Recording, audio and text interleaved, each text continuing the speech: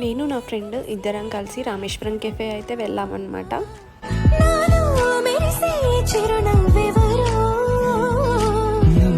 చూసి పులకింత ఉయ్యాలుగ జగమంతా గొంతే దిగని దిగులంతా ఇట్టే చెరిగని రాచేయి పట్టి నిన్ను నడిపిస్తా భూప్రాపు అంచులలో విహరిస్తా గగనాల నందుకొని ఆ చోటే తొలి ముద్దే నీకందిస్తా.